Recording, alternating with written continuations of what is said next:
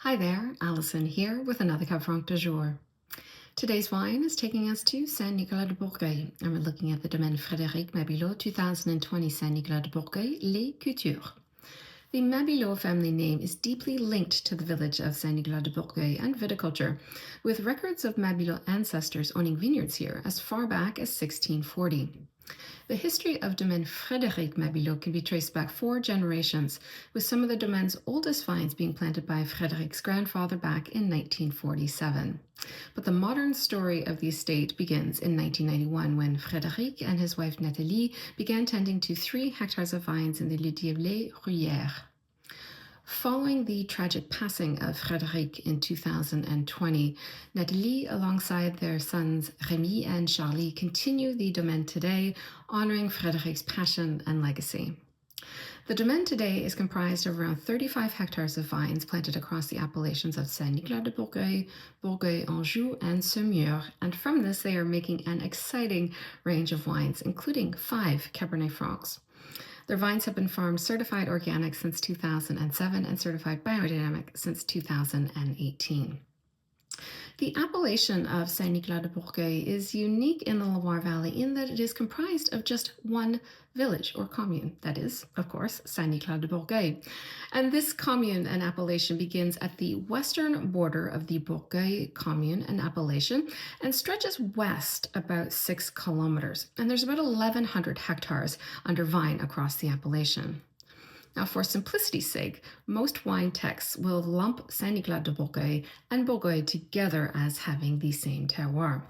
But the more I visit the Loire Valley and spend time in these 2 appellations, the more their differences become apparent. If you drive west along the D35 from the village of Restigné in the Bourgueil AOP all the way west through the Bourgueil commune and then all the way across St-Nicolas-de-Bourgueil to its western border, a drive that takes all of about 10 minutes, by the way, it is really easy to see how different the viticultural landscape is across these 2 appellations. So the nature of where St-Nicolas-de-Bourgueil is positioned along the Loire River, as the Loire River takes this little bit of a dogleg towards the northwest, towards Saumur, the appellation of St-Nicolas-de-Bourgueil as a whole actually has a bit more of a south-southwestern exposure. This, coupled with the fact that the appellation is right at the opening of the Vienne River tributary, means that St-Nicolas-de-Bourgueil is actually a little bit warmer than Bourgueil. In fact, a harvest in St-Nicolas-de-Bourgueil can actually begin about 10 days earlier than that of Bourgueil. Now, in addition to this, because of this position along the Loire River, as the Loire takes a bit of a change of course, the ancient alluvial terrace that dominates these 2 appellations, that begins in the commune of Restigné in the Bourgueil AOP and then continues into the Bourgueil commune and then eventually into St-Nicolas-de-Bourgueil, it actually gets a lot wider here in St-Nicolas-de-Bourgueil. So this area of the ancient alluvial terrace, which is where we find these very deep, sandy, silty soils with varying amounts of gravels, this actually accounts for around 65% of the viticultural area in the appellation. And as this ancient alluvial terrace gets wider in St-Nicolas-de-Bourgueil, the area of vineyards that are on the recent alluvial soils, a little closer to the Loire, and the area of vineyards that are on the slopes or the Côte, which is where we find the Tronian tuffeau chalk-derived soils, these 2 areas narrow quite a bit. So what does all that mean then for the wines of St-Nicolas-de-Bourgueil? Well, based on my tasting experience, the combination of these slightly warmer conditions as well as the dominance of these sandy, silty soils, these lighter textured soils, so there's virtually no clay across St-Nicolas-de-Bourgueil, means that I find the wines tend to be very open. They have this wonderful approachability and early drinking appeal, and their tannin structure is a lot more silky, and there's a softness to this tannin structure as well. Today's wine is actually coming from a parcel on the slopes. And while the slopes account for just around 27% of the St-Nicolas-de-Bourgueil appellation, there are some interesting features to note about the slopes in St-Nicolas-de-Bourgueil. So first and foremost, the slopes or the côte in St-Nicolas-de-Bourgueil does stretch the length of the appellation, though it does get narrower as you move from east to west. So in the easternmost part of the appellation, that's right at the western boundary of the Bourgueil appellation, the slopes there are around 600 meters wide, and then they narrow to around 300 meters wide just past the hamlet of La Gardière. Now, the elevation across the slopes ranges from around 60 to 88 meters above sea level, and in general, the vineyards on the slopes will have a southern-facing exposure with the odd southwest and southeast-facing exposure there as well. Now, in terms of soils across the slopes, what's interesting to note is that sand and silt, those sandy, silty soils that we find on the ancient alluvial terrace, actually continue into the slopes as well. So the slopes are dominated by sandy or silty sandy soils of colluvial origin, that is, the soils are derived from eroded materials, and the texture or the depth of the soil across the slopes can vary depending on where you are. But the soils are then followed by the middle Turonian tuffo chalk exclusively. This is a glauconitic micaceous chalk. So there's virtually no presence of the upper Turonian yellow tuffo chalk along the slopes in St-Nicolas-de-Bourgueil. Now, we do find the odd pocket of clayey sands that are mixed with flint and or sandstone, and the odd little pocket of aeolian sands as well across the slopes. Looking at today's wine a little bit more closely, when Frédréric began vinifying this cuvée in 1996, he actually sourced from the parcel that gave this cuvée its name, Les Coutures. And Les Coutures is a lieu-dit that is located on the ancient alluvial terrace, so dominated by those sandy, gravelly soils. And that was the parcel that was used consistently over the years. Now, beginning with the 2020 vintage, this is Rémi's first vintage vinifying the wine following his father's passing. Rémi chose to use a different parcel for this cuvée. He wanted a parcel from the slopes to bring more precision and refinement to this cuvée. So he chose a historic parcel of the domain of older vines that is in the lieu-dit of Clos Laurieux. And this was a historic parcel that his grandfather used to tend to, and the parcel, Rémi said, always produced just these very beautifully, elegantly structured wines. So that is what he chose in 2020, and he continues to use this parcel for the Les Coutures cuvée in the subsequent vintages. So this is from about a half hectare of vines, and the lieu-dit of Clos Laurieux is located pretty centrally along the côte, and where this parcel is located is actually in a really nice sweet spot. It's towards the top of the slope. It's very close to the tree line here, and the parcel is on a very gentle south-facing exposure, and we're at an elevation of around 70 or so meters above sea level. Now, in terms of soils in these parcels, what we have here are predominantly a sandy, silty topsoil that has a moderate stoniness, followed then by a subsoil of chalky clay, and then we hit the middle Turonian tuffo chalk bedrock. And there's about a meter and about 120 centimeters or so of topsoil before we hit that middle Turonian tuffo chalk bedrock. Now, looking at the winemaking for this wine, the fruit is all hand harvested and it is all destemmed. And fermentation takes place in stainless steel with indigenous yeast. And the total time on skins is around 25 days. And they will do some very gentle pump overs just to homogenize the must during the fermentation and post-fermentation maceration. The finished cuvée is a predominantly free-run wine with just a little bit of press wine. And in terms of the aging, Rémi noted to me that he has shortened the élevage for this cuvée. So it used to be 24 months. He shortened it to 12 months. And the élevage is in a combination of 12 hectoliter oak foudre as well as 500 liter neutral older oak barrels. And the aging, as I said, is 12 months. And the idea behind shortening the élevage was really to preserve the freshness of the fruit and minimize the presence of the wood. Following the élevage in wood, I should say, the wine is then bottled unfined, unfiltered, and with just minimal SO2.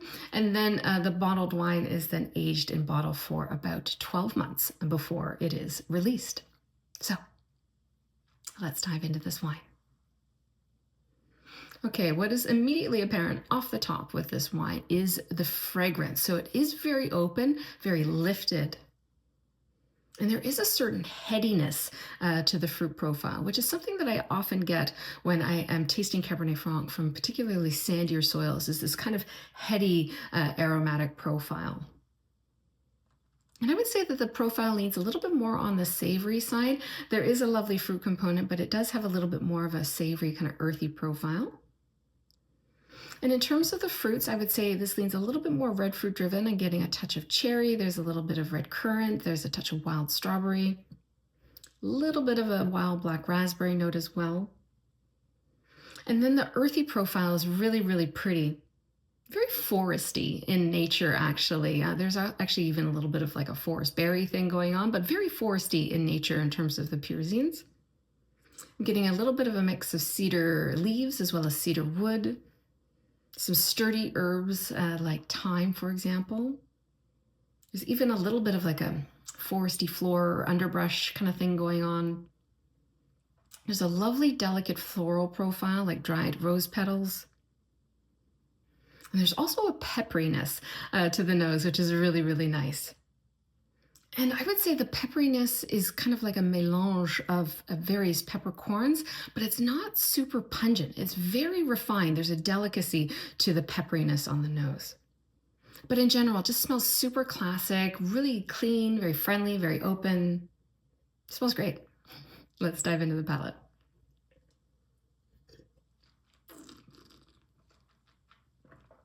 So, on the palate, the same kind of savory fruits come through in a nice way. Those more herbal profiles, the earthier profiles come through really nicely. That spice, that pepperiness comes through in a really nice way. There's actually a little bit of an added note of Sichuan peppercorn on the palate. Yeah, and if you haven't had Sichuan peppercorns before, it's almost like peppercorn meets a little bit of like a licoricey kind of note, which is really interesting. There's also a little bit of added layers of a touch of cardamom. There's a little bit of like a ground ginger note, a touch of nutmeg on the palate as well. The acidity is really, really nice. It's very refreshing, very cleansing. There's a liveliness to the acidity as well. And the way the acidity is kind of highlighting the fruit is happening in a really, really nice way.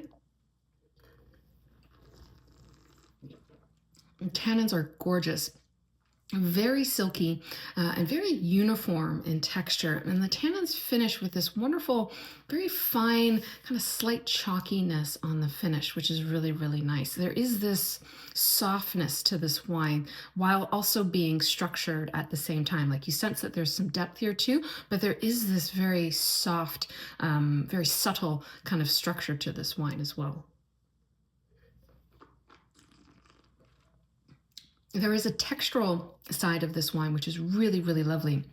The tannins, of course, being really nice and silky, but there's also this fleshiness to this wine, which is giving this sense of ease and approachability and just this wonderful kind of enveloping character in this wine, which is really, really nice. Yeah, it's lovely. It's refined, it's balanced, it's harmonious. There's a gracefulness about this wine. There's like this ease that is really, really lovely.